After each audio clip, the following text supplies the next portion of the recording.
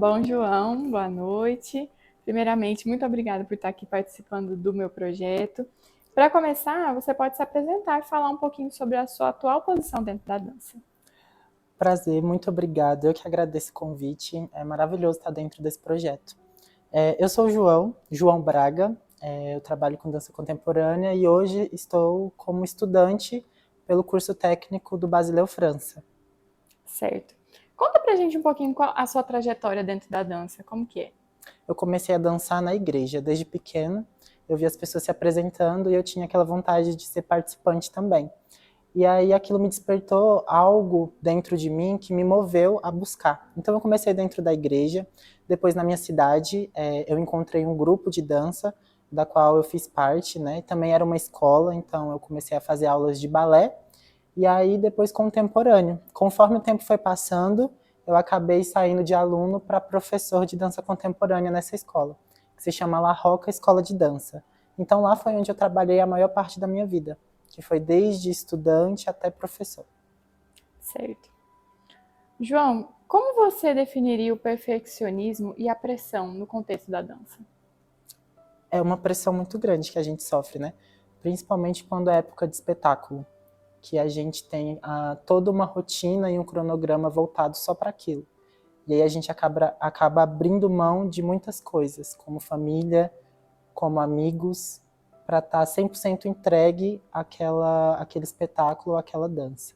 E tem outras pressões também, né? Que é tipo, como a gente pode mudar toda a nossa vida em favor daquilo. Alimentação e outras coisas também.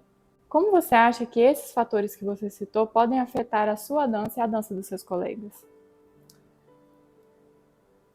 Passando mal. Às vezes eu me sinto muito fraco dentro da dança. Estou vivendo isso mais uma vez, né?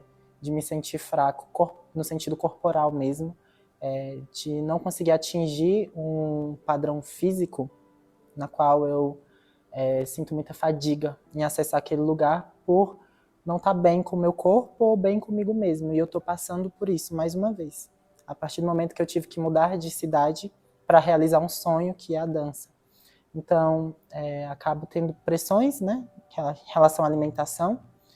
E é isso. Uhum. Agora entrando um pouquinho mais a fundo, né, nesse tema.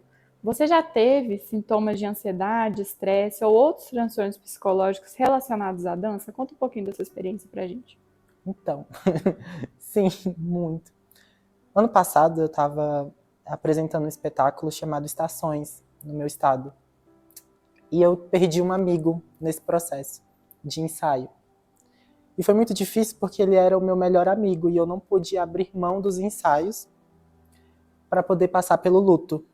Então eu tive que absorver tudo aquilo, desligar e ligar o modo mecânico para poder vivenciar o espetáculo e apresentar. E era engraçado porque o tema era estações, eram as fases da vida. E eu representei o inverno. Eu estava vivendo o inverno na minha vida naquele momento, que é um momento de dor, né? Que é o momento onde a árvore perde a folha para depois se preparar para uma outra estação. Então eu tive que desligar mesmo para poder viver aquele espetáculo e eu tive que deixar o luto de lado. Então depois, quando tudo acabou, que eu fui sentir a ansiedade de fato, em momentos que eu estava dormindo e eu tinha vontade de gritar, eu tinha vontade de... Meu corpo falava por mim. Porque depois que eu fui abrir aquele lugar, né, de saber que meu amigo de fato tinha falecido e que eu não pude vivenciar o luto. Caramba, amigo. Uma pausa aqui nesse momento. Que difícil, né? Muito difícil, porque são escolhas que a gente faz pelo nosso sonho. E eu nunca tinha vivido algo tão grande, porque às vezes é uma alimentação, às vezes é um aniversário, mas nunca foi um amigo. Naquele tempo foi um amigo que eu perdi, que eu não pude, né, vivenciar aquele processo de dor no momento. Aí eu tive que me resguardar para vivenciar em outro período. E eu me sinto culpado, talvez, mas eu não tinha o que fazer, porque tinha uma data estipulada, né? Como a gente sempre trabalha com Sim. datas. Eu não podia dizer que eu não estava participando, porque era um projeto muito grande, eu não podia abrir mão naquele momento. E eu tive que estar nos ensaios, estar com aquela rotina pesada. E estando nos ensaios, eu ia me fortalecendo nas correlações que a gente tem com os nossos amigos e colegas de ensaio e espetáculo. Então, eu vou falar na minha perspectiva de dança, que a dança tem um lugar de acolhimento com as outras pessoas, onde a gente se abraça pelas nossas dores, né?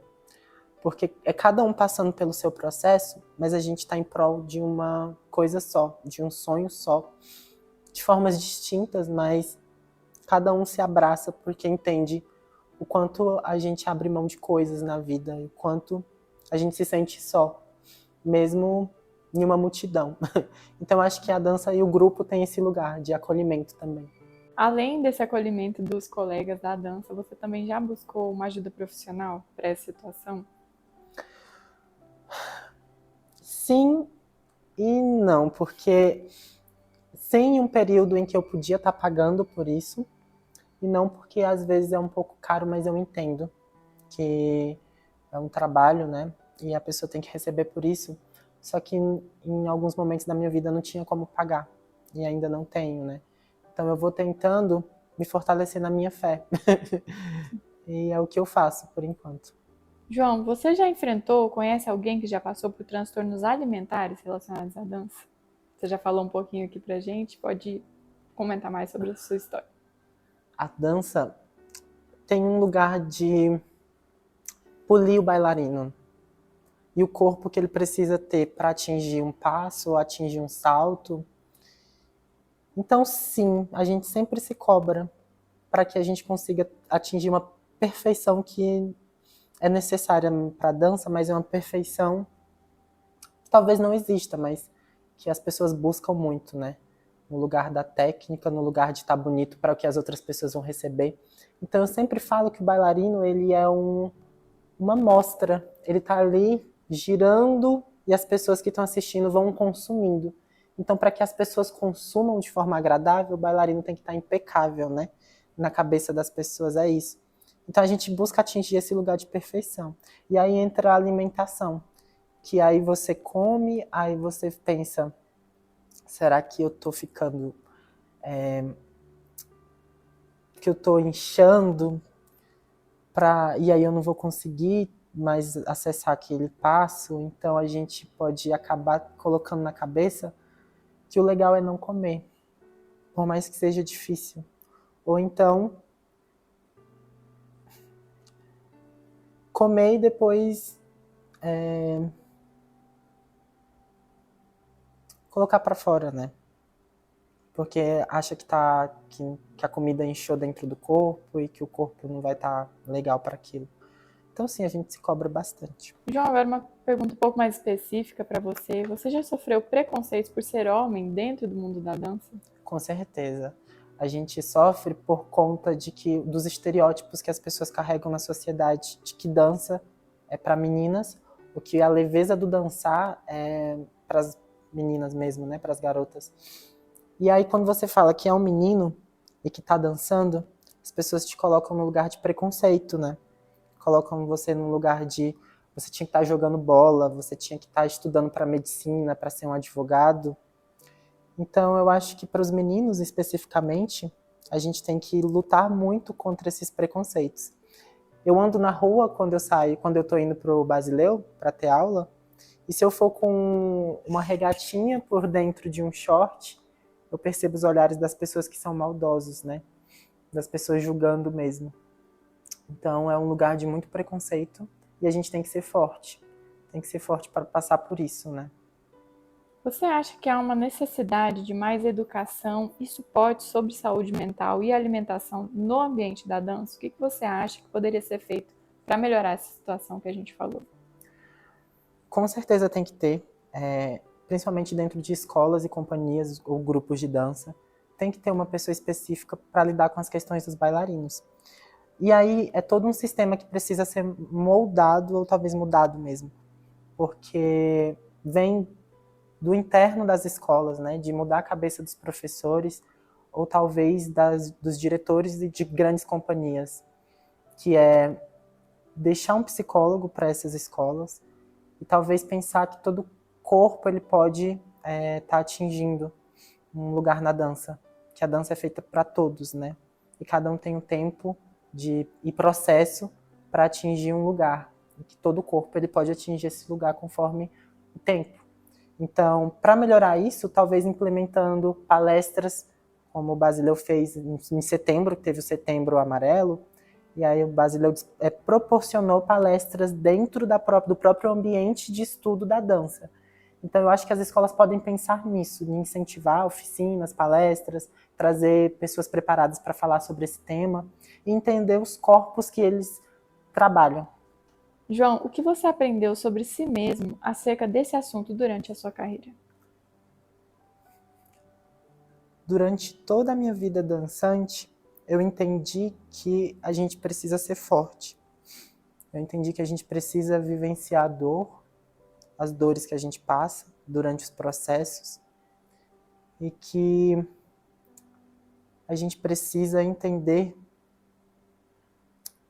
que é o tempo. O tempo vai moldando o bailarino, o tempo vai fazendo com que a gente consiga atingir uma potência máxima com o nosso corpo, que a gente, com a nossa imaturidade jovial, que é no momento.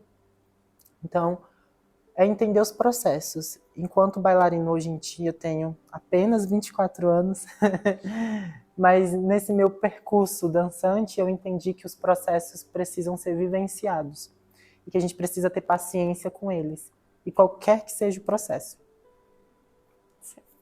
Para a gente finalizar a nossa entrevista, qual mensagem você gostaria de deixar para outros bailarinos que podem estar lutando com essas questões que nós abordamos aqui?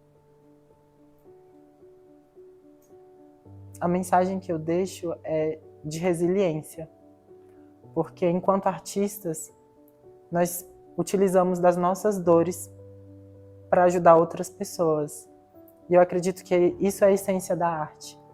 É a gente utilizar do que a gente consegue fazer de mais bonito, entregar para as pessoas, que a gente não sabe do que cada um está passando em sua vida pessoal, mas enquanto nos assistem, colocando a nossa dor em um lugar de vulnerabilidade, de entrega, eles acompanham aquela beleza do momento e desfocam das suas dores. Então sejam resilientes com as suas dores e entendam que o que vocês fazem enquanto artistas somam muito na vida de cada pessoa que assiste um espetáculo. E eu sempre falo que é bom a gente apresentar ou a gente ir fazer um solo ou conversar sobre arte como se fosse a primeira vez, porque tem que ter aquele brilho no olho do bailarino, porque outra pessoa pode estar assistindo pela primeira vez aquilo e querer se espelhar em você. Então é isso. Amigo, muito obrigado por ter feito parte dessa entrevista. Obrigado por ter compartilhado um pouquinho da sua história com a gente. Com certeza vai fazer diferença na vida de quem está assistindo. Ai, obrigado. Eu que agradeço mais uma vez e foi maravilhoso poder conversar com você sobre isso.